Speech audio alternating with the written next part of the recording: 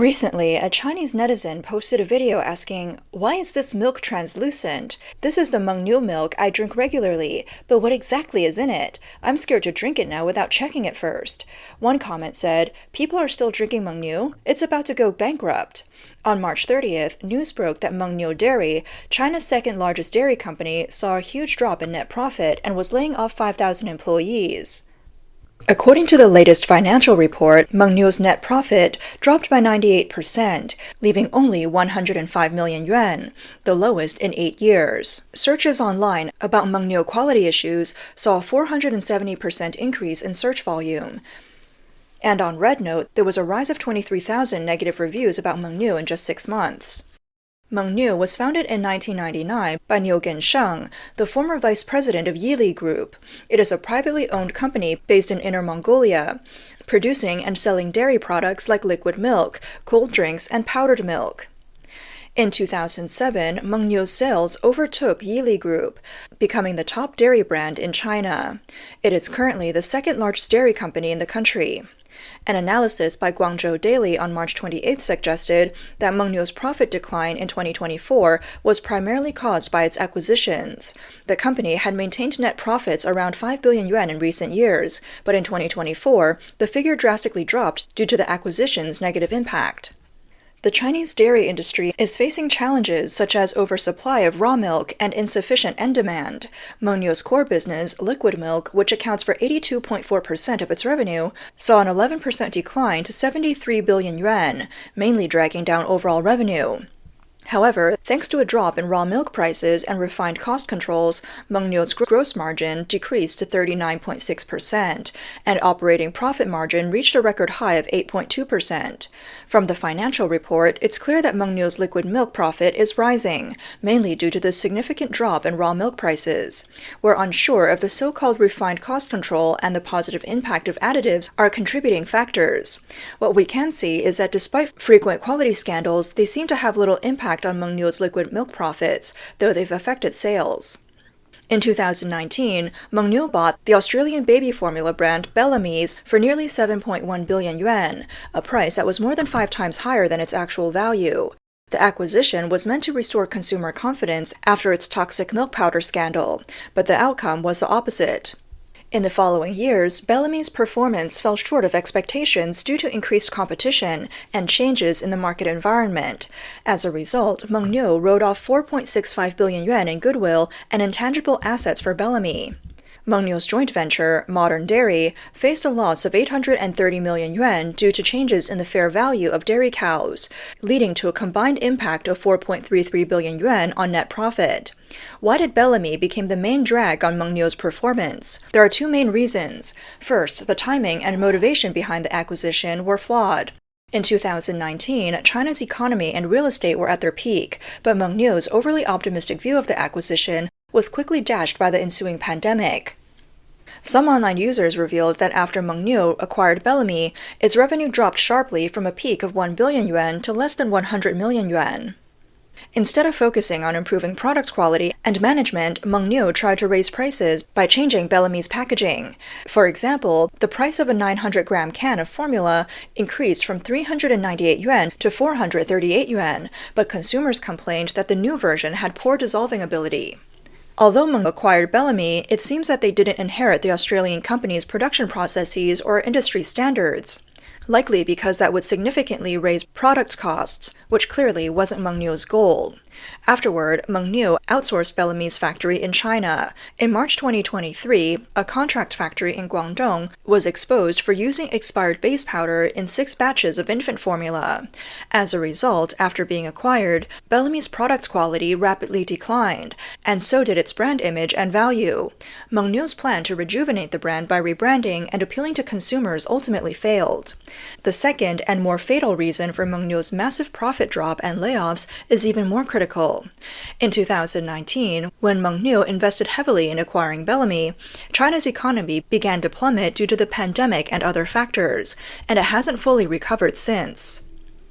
Over the past few years, many young people have lost their jobs and income, leading to a lifestyle of relying on their parents and giving up on pursuing career ambitions. For many young people, without their parents' help, even basic living expenses have become a struggle, let alone marriage or having children. A stable birth rate is a key pillar for dairy companies. Infant formula is the most stable and profitable product segment for dairy businesses. With the drastic decline in newborns, Mengniu's heavy reliance on infant formula has led to huge losses. At the same time, the sales of other products, like liquid milk, have also been affected by the shrinking income of young people. In this context, Mengniu's international rebranding did little to restore consumer confidence. Instead, more quality issues have harmed Chinese consumers, deepening their fear and increasing their rejection of Chinese dairy companies. A user showed a box of Mengniu pure milk that hadn't expired, but had already severely deteriorated. The milk was unpourable, and when the box was cut open, the milk had turned into tofu-like chunks. One user complained, "The dishonest sellers make us pay for fake products." One user commented, "Do you dare to report Mengniu? Your Douyin account will be gone soon." Another user shared, "This morning I saw a video of Mengniu milk turning into chunks, and by tonight, it happened to my son. The milk, unopened, airtight, and within its expiration date, had gone bad. My son said it tasted bad, and I thought he just didn't want to drink it, so I encouraged him to take a few more sips. Eventually, he asked me to try it, and I could taste the sourness. He had already drunk several sips. I'm not sure if there'll be any problems. How did food safety end up like this?" Since its inception, Mengniu has faced continuous negative reports about its product quality. A person familiar with the food industry shared that when they first heard of the Mengniu brand, they immediately had a bad impression. Mengniu emerged as a completely new brand, accompanied by an overwhelming amount of TV and outdoor advertisements. This person believes that since its founding, Mengniu has continuously invited celebrities and sports champions to endorse its products, spending large sums sponsoring major events and variety shows. A product's reputation is built over time, but Mengniu's excessive focus on advertising and marketing raised doubts about the company. To confirm their suspicions, this person bought every level of Mengniu milk, from the lowest to the highest price, and conducted a taste test. The results were shocking. No matter the product or price, every sip had the taste of artificial additives, like drinking preservatives and plastic rather than real milk. This person said that ever since, they have advised their family and friends not to buy any Mengniu products, because in their view, dairy products are meant for infants, and the safety requirements are the highest. Mengniu's focus on marketing while neglecting product quality seems to them the classic case of deceptive business practices. One user exposed that Mengniu's premium brand turned into cheese within its shelf life, causing a child to develop a red rash after drinking it. 全中国最大的乳制品生产商 Mengniu is the largest dairy producer in the country, yet they produce this kind of milk? My son took a sip and told me, "Dad, this milk tastes weird." He still drank it, but when I opened the box, I saw that the milk had turned into chunks. Starting from the day before yesterday, my son developed rashes all over his body, suffering from an allergic reaction. I don't want Mengniu to compensate me. I just want the chairman to drink the milk himself. That's enough. The chairman is also human, and the people are also human. Isn't it reasonable for the boss to drink the milk he produces? Recently, another user revealed why Mengniu and Yili are so disliked. They are the real players behind the infamous Sanlu tainted milk powder scandal that shocked the world. In order to compete with Yili, Niu Gensheng collected poor quality milk, relying heavily on CCTV advertisements to aggressively capture market share. The two companies engaged in malicious competition, forcing milk production to double and using administrative measures to seize milk supplies from other companies. This led some small dairy businesses to add melamine in order to maintain their orders, eventually causing the Sanlu tainted milk powder scandal.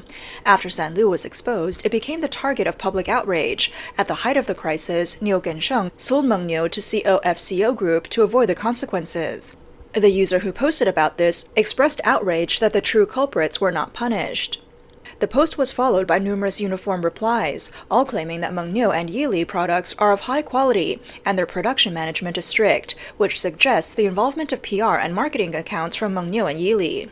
Many complaints about Mengniu's quality issues were deleted shortly after being posted, with only a few user comments still visible. One user recalled, "My mom used to buy me Mengniu's paper-packaged milk. I always thought it smelled like cow dung, but other brands didn't have that smell. I even joked with my mom that the milk from Mengniu probably had cow manure near falling into the milk bucket during milking. The Sanlu incident refers to the case in February 2008 when babies who consumed Sanlu Group's milk powder were found to have kidney stones, and melamine, a chemical compound, was later discovered in the milk powder. The melamine-tainted milk powder scandal of that year was so shocking that it had a lasting impact that people still can't forget. Recently, Guo Li, a parent of a victim who was sentenced to prison for defending his rights, reached an agreement with a well-known Chinese director, Zhou Difei, to adapt his autobiography into a film. The movie will depict his fight for justice for his daughter. Guo Li, a father from Beijing, became the only parent in the 2008 melamine milk powder case to receive national compensation. Despite facing imprisonment for his efforts, he remained unwavering in his pursuits of justice for his daughter. The Chinese government, in an effort to prevent the incident from affecting the Beijing Olympics, initially tried to cover up the truth. It wasn't until after the Olympics, when a wave of consumer complaints flooded in, and with a direct order from New Zealand's Prime Minister to report to the Chinese State Council, that the Chinese government was forced to release the melamine test results on September 16th. The report revealed that nearly all of China's well-known domestic milk powder brands, including Mengniu, was found to contain toxic additives, including melamine. In fact, Mengniu's liquid milk products also tested positive for melamine. Strangely, at the time of the Olympics, as a designated sponsor, Yili Group's products for the Games were reported by the State Administration for Quality Supervision, Inspection, and Quarantine.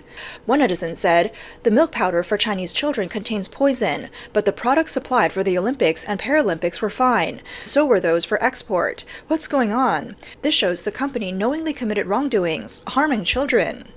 On September 17, 2008, Mengniu apologized to consumers who suffered physical and mental harm from consuming these batches of milk powder.